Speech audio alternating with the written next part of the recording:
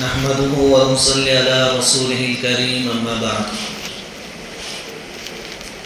أعوذ بالله من الشيطان الرجيم بسم الله الرحمن الرحيم تبارك الذي بيده الملك وهو على كل شيء قدير الذي خلق الموت والحياة ليبلوكم أيكم أحسن عملا وهو العزيز الغفور صدق الله العظيم.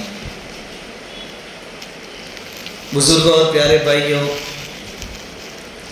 اللہ تعالیٰ کا بڑا کرم اور بڑا احسان ہے کہ اللہ تعالیٰ نے ہم سب کو ایمان کی دولت سے نوازا ہے. اللہ تعالیٰ ایمان والی بہترین زندگی اور ایمان یقین والی قابل رشک موت نصیب فرمائے. قرآن کریم میں مختلف مقامات پر اللہ رب العزت نے زندگی اور موت کا سلسلہ کیوں جاری فرمایا اس کی وجہ بیان فرمائی ہے، اس کا ریزن بتایا ہے. سورہ ملک کی پہلی دو آیتیں میں نے آپ کے سامنے پڑھی.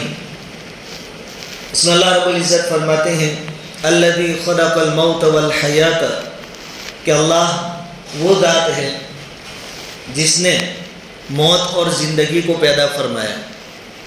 کیوں؟ لیبلوکم ایکم احسن عملا، تاکہ اللہ تعالیٰ یہ جانچے پرکھیں کہ تم میں سے کون اچھے اعمال کرتا ہے.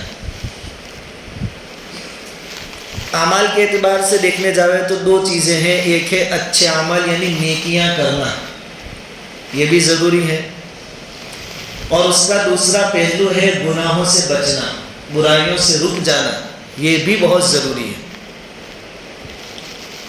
بلکہ اگر کوئی آدمی نفلی عبادت زیادہ نہیں کر سکتا ہے، راتوں کو اٹھ کر تہجد نہیں پڑھ سکتا، نفلی روزے اس سے نہیں رکھے جا سکتے، نفلی صدقات وہ نہیں دے سکتا، صرف یہ فرائض پورے کر رہا ہے، سنت موقدہ کو ادا کر رہا ہے، حقوق ادا کر رہا ہے اور گناہوں سے بچتا ہے، یہ آدمی بھی کامیاب ہے. اس کے مقابلے میں کوئی آدمی نیکیاں کر رہا ہے لیکن ساتھ میں گناہ بھی کر رہا ہے تو یہ آدمی خطرے میں ہے، کیونکہ گناہ نیکیوں کو کھا جاتے ہیں. اس لیے گناہوں سے بچنا بہت ضروری. اور چونکہ اللہ تعالیٰ کو مقصود ہے ہمارا امتحان لینا کہ ہم کیا کرتے ہیں دنیا میں آ کر، اس لیے اللہ رب العزت کی طرف سے کچھ اسباب ایسے پیدا کیے جاتے ہیں ہمارے امتحان کے واسطے کہ آدمی کے لیے گناہ کرنا آسان ہو جاتا ہے. اسباب مہیا ہونے کے باوجود اگر کوئی بندہ گناہوں سے رک جاتا ہے، یہ کمال ہے، اور اللہ رب العزت یہ ہم سے چاہتے ہیں. قرآن پاک میں کئی مثالیں ایسی ہیں جس میں اللہ رب العزت نے بیان فرمایا کہ ہم نے اپنے بندوں کو کیسے آزمایا. بنی اسرائیل میں ایک نبی تھے حضرت شموئیل علیہ السلام. ان کے زمانے میں جالوت ایک ظالم بادشاہ تھا، مشرک بادشاہ تھا، اس کے ساتھ مقابلہ تھا. حضرت شموئیل علیہ السلام نے اللہ کے حکم سے مسلمانوں کا بادشاہ بنایا حضرت طالوت کو. یہ ایمان والے تھے، نیک آدمی تھے. دوسرے سپارے میں سورہ بقرہ میں اس کا تذکرہ ہے. جب مقابلے کے لیے جانا ہوا تو اللہ تعالیٰ نے ایمان والوں کو آزمایا. پورے لشکر کو شدید پیاس لگی، گلے خشک ہو رہے تھے، ہونٹ خشک ہو گئے تھے پیاس کی وجہ سے. تو بیچ میں ایک نہر آئی، پانی سے بھری ہوئی، اس کو پار کر کے جانا تھا. لیکن اس وقت کی آزمائش یہ تھی اللہ رب العزت کی طرف سے کہ کوئی بھی ایمان والا اس نہر سے پانی نہیں پیے گا. پانی ہے، اس کے اندر سے جا رہے ہیں، پانی باڈی کو ٹچ کر رہا ہے، لیکن اللہ کا حکم تھا اس میں سے کوئی نہیں پیے گا. فلما فصل طالوت بالجنود قال ان اللہ مبتلیکم بنہر فمن شرب منہ فلیس منی، جو نہر میں سے پانی پیے گا وہ ہم میں سے نہیں. ومن لم یطعمہ فانہ منی، جو نہیں پیے گا وہ ہم میں سے. اب یہ کیسے آزمائش کیوں؟ پانی ہے لیکن پینا نہیں. ایک دو چلو بھر پینے کی اجازت تھی لیکن پیٹ بھر کر پینے کی اجازت نہیں. فشربوا منه الا قليلا منهم، اس آزمائش میں اکثر فیل ہو گئے. اکثر لوگوں نے پانی پی لیا، پیاس گزرنے کے واسطے پیا، لیکن قدرت کی طرف سے چونکہ آزمائش تھی تو یہ ہوا کہ جتنا پیا اور ان کی پیاس بڑھا دی گئی، پیاس بجھی نہیں پانی پینے سے. اور جنہوں نے نہیں پیا تھا تھوڑی دیر کے بعد اللہ تعالیٰ نے ان کی پیاس کو بجھا دیا. چونکہ اللہ رب العزت کا قانون ہے کہ جو آزمائشوں سے گزر جاتا ہے اس کو پھر انعامات سے نوازا جاتا ہے. انہوں نے صبر کیا، اللہ نے ان کی مشکل کو دور کر دیا. اچھا، جنہوں نے پی لیا یعنی نافرمانی کی، تو نافرمانی کا بھی اپنا ایک اثر ہوتا ہے، اس کی ایک نحوست ہوتی ہے گناہ. جب دشمن کا لشکر سامنے آیا تو جنہوں نے پیا تھا وہ ہمت ہار گئے. قَالُوا لَا طَاقَةَ لَنَا الْيَوْمَ بِجَالُوتَ وَجُنُودِهِ، وہ کیا کہنے لگے کہ جالوت اور اس کے لشکر کا سامنا کرنا ہمارے بس کی بات نہیں ہے. ہمت ہار گئے. اور جنہوں نے نہیں پیا تھا انہوں نے حوصلہ بلند رکھا. کم من فئۃ قلیلۃ غلبت فئۃ کثیرۃ باذن اللہ. انہوں نے کہا کہ تعداد کوئی معنی نہیں رکھتی. بہت سی مرتبہ چھوٹی جماعتیں بڑی جماعتوں پر قابو پا لیتی. ان کے اندر حوصلے تھے جو بچے تھے گناہ سے، نافرمانی سے. خیر، یہ ایک موقع قرآن نے نقل کیا کہ ان کے آزمائش میں ان کو آزمایا گیا تو بہت سارے لوگ فیل ہو گئے. ہمارے سامنے بھی گناہ کے بہت سارے اسباب پیدا ہو رہے ہیں. آپ کے اوپر فون آ رہا ہے بینک میں سے کہ آپ کو 5 لاکھ روپے کی لون مل رہی ہے.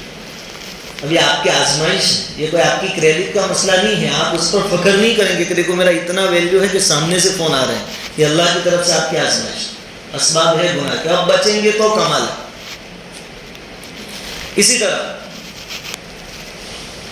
صحابہ کرام رضوان اللہ تعالی علیہ مجمعین جب حج اور عمرہ کے لیے تشریف لے گئے تو اللہ تعالیٰ نے ان کو بھی آزمایا. یا ایھا الذین آمنوا لیبلونکم اللہ بشیء من الصید تنالہ ایدیکم ورماحکم لیعلم اللہ من یخافہ بالغیب. احرام کی حالت میں حج کرنے والا، عمرہ کرنے والا شکار نہیں کر سکتا. لیکن جب صحابہ کرام احرام کے ساتھ جا رہے تھے تو شکار کے جانور ان کے جسموں کو ٹچ کر کے جا رہے تھے وہاں سے. اتنا آسان ہو گیا تھا ان کے لیے شکار کرنا. لیکن یہ ان کے لیے آزمائش تھی. شکار بھی نہیں کرنا تھا اور کسی کو اشارہ بھی نہیں کرنا تھا کہ صحابہ کرام بچ گئے. اسباب دیے اللہ تعالیٰ نے، ان کو آزمایا لیکن وہ بچ گئے. اور بنی اسرائیل میں ایک بستی تھی، آبادی تھی، ان کو بھی اللہ تعالیٰ نے آزمایا. وَاسْأَلْهُمْ عَنِ الْقَرْيَةِ الَّتِي كَانَتْ حَاضِرَةَ الْبَحْرِ إِذْ يَعْدُونَ فِي السَّبْتِ. مچھلیوں کا شکار کیا کرتے تھے، سمندر کے قریب رہتے تھے. اللہ تعالیٰ نے حکم دیا کہ ہفتے کے دن یعنی سنیچر کے دن صرف عبادت کرنی ہے، آپ کو مچھلیوں کا شکار نہیں کرنا ہے. اب یہ رہ نہیں سکتے تھے مچھلیوں کا شکار کیے بغیر. اور اللہ تعالیٰ کی طرف سے یہ طریقہ ہوا کہ سنیچر کے دن مچھلیاں بہت آتی تھی، ہاتھ سے آدمی پکڑ لے اتنی مچھلیاں آتی تھی. اب یہ جانے کیسے دے رہے ان کو؟ شکار کا تو حکم منع تھا. انہوں نے ہیلا کیا. وہ جو نہر تھی جس میں مچھلیاں آتی تھی اس کے آس پاس تالاب کھودے، کھڈے کھودے انہوں نے. اب کھڈا کھودیں گے تو پانی جائے گا اندر، اور پانی جائے گا تو مچھلیاں بھی جائے گی. جب تالاب میں پانی کے ساتھ مچھلیاں جمع ہو جاتی، وہ جو کھڈا کھودا تھا اس کا راستہ بند کر دیتے اور اس کو روک لیتے اتنے پانی، اور دوسرے دن اتوار کو سب مچھلیاں لے لیتے. یہ ہیلا اختیار. اسباب اللہ کی طرف سے تھے. باقی دنوں میں جب شکار کی اجازت تھی اتنی مچھلیاں نہیں آتی تھی، اور جس دن منع کیا گیا تھا اس دن ڈھیر ساری مچھلیاں آتی تھی. تو یہ لوگ فیل ہو گئے آزمائش میں. اللہ تعالیٰ نے ان کا واقعہ قرآن میں نقل فرمایا 9ویں سپارے. تو اللہ رب العزت کا ایک طریقہ ہے، سلسلہ ہے کہ اللہ تعالیٰ گناہ کے اسباب کے ذریعے بھی ہم کو آزماتا ہے. کوئی آدمی خوبصورت ہے، اس میں خود کا کوئی کمال نہیں، لیکن اللہ کی طرف سے اس کی آزمائش. ہمارے نوجوانوں سے کہیں کہ نوجوان تو جمعہ میں کہاں آتے بیچارے، اخیر میں آتے ہیں. جن کے لیے بیان کرتے وہ طبقہ نہیں ہوتا نصیب. خیر، ہمارے نوجوان اگر موبائل پر، فیس بک پر، انسٹاگرام پر کوئی فرینڈ ریکویسٹ آتی ہے لیڈیز کی طرف سے تو خوش نہ ہو. اس میں آپ کا کمال نہیں ہے، آپ کا امتحان. تو ہمارے آس پاس گناہوں کے بہت سارے اسباب ہیں. کوئی آدمی سرکاری نوکری کر رہا ہے, اب کسی کا کام ہے, کام لے کر گیا. اب سب جانتے ہیں کہ سرکاری کام بغیر پیسوں کے ہوتا نہیں, ٹیبل کے نیچے سے کچھ نہ کچھ اس نے مانگا نہیں ہے, لیکن وہ سامنے والے نے ہدیہ کہہ کر, گفٹ کہہ کر دے دیا.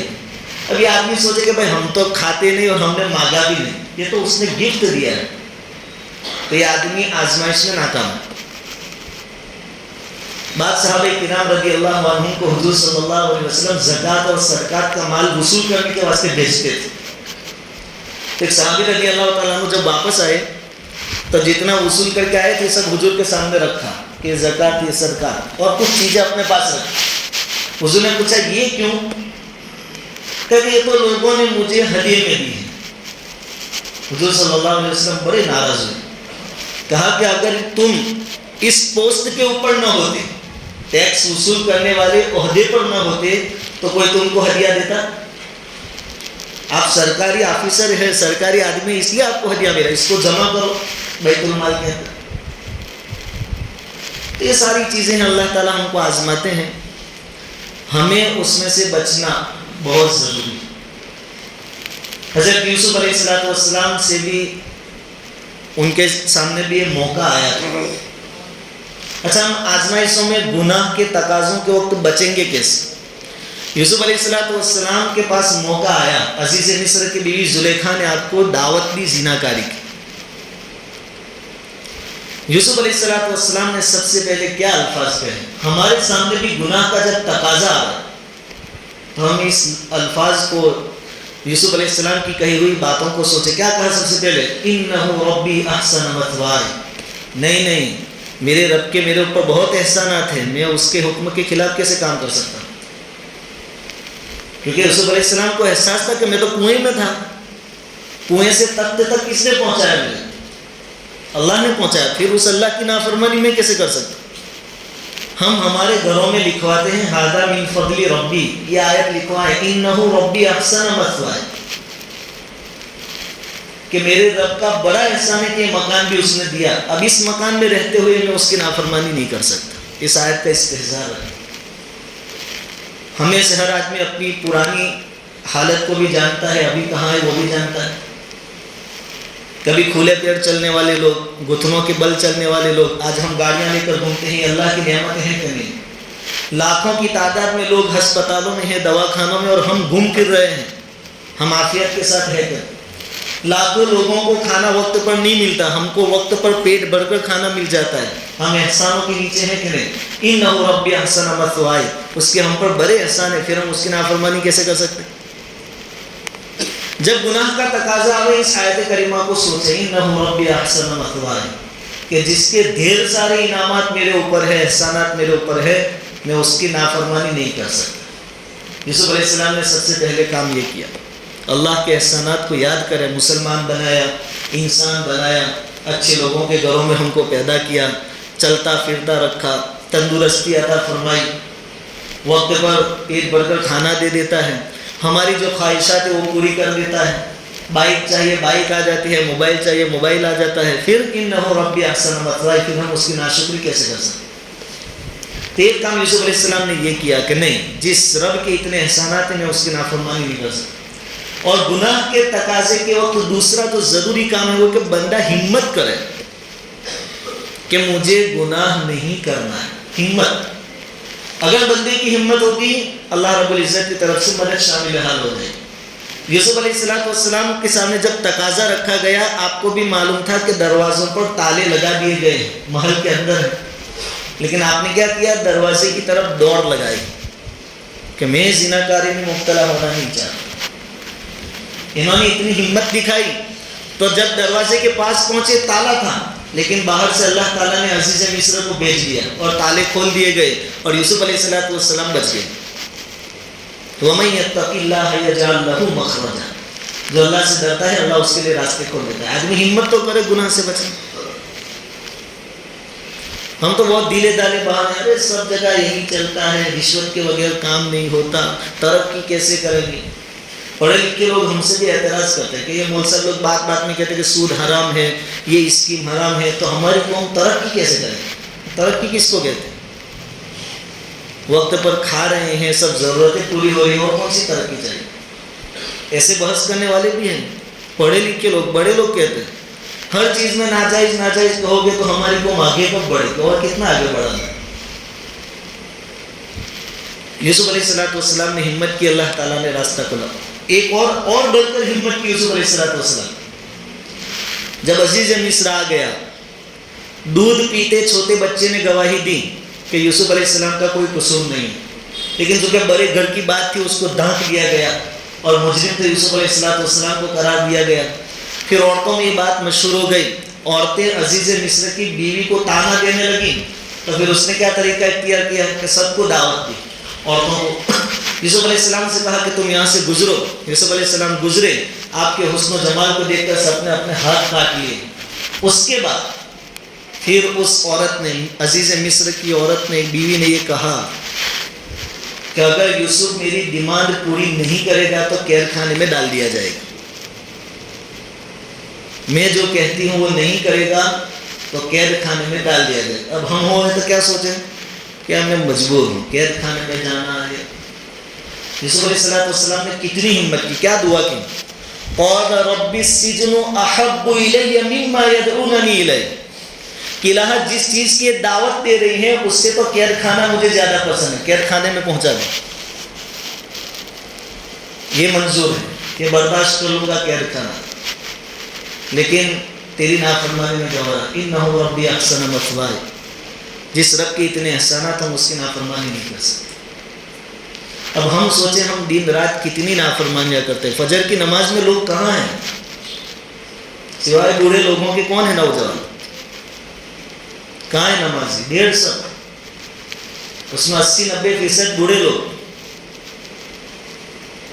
رات کو جس اللہ نے پیٹ بھر کر کھانا کھلایا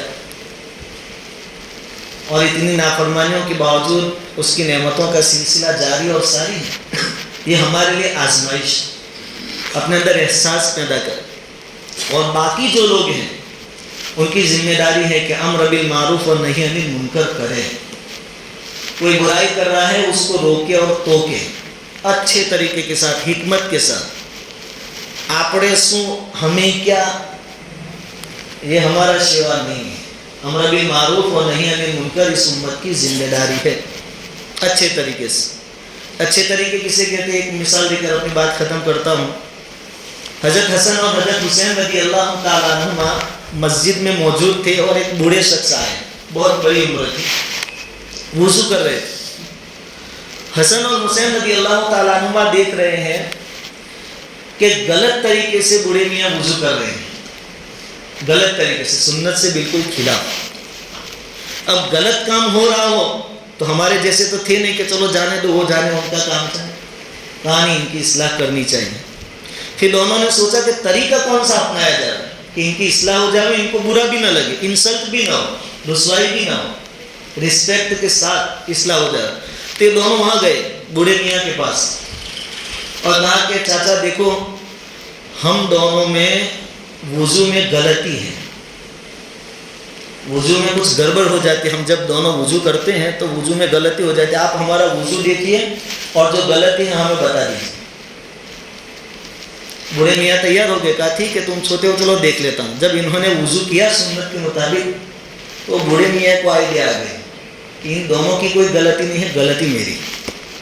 پھر انہوں نے اقرار کیا کہ میں تمہارا احسان مانتا ہوں، آپ کا شکریہ ادا کرتا ہوں کہ میرا وضو غلط تھا، تم دونوں کا صحیح۔ یہاں کام بھی ہو گیا، سامنے والے کی عزت بھی رہی، رسوائی بھی نہیں ہوئی، ذلت بھی نہیں ہوئی، اس طریقے سے۔ باقی روک ٹوک کریں، روک ٹوک کریں، کوئی برائی کرتا ہے اس کو روکیں۔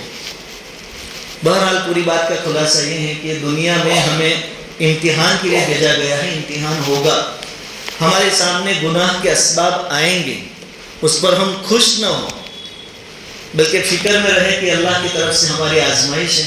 اللہ رب العزت ہماری حفاظت فرمائے اور کہیں سنی باتوں پر کہنے سننے سے زیادہ عمل کی توفیق عطا فرمائے۔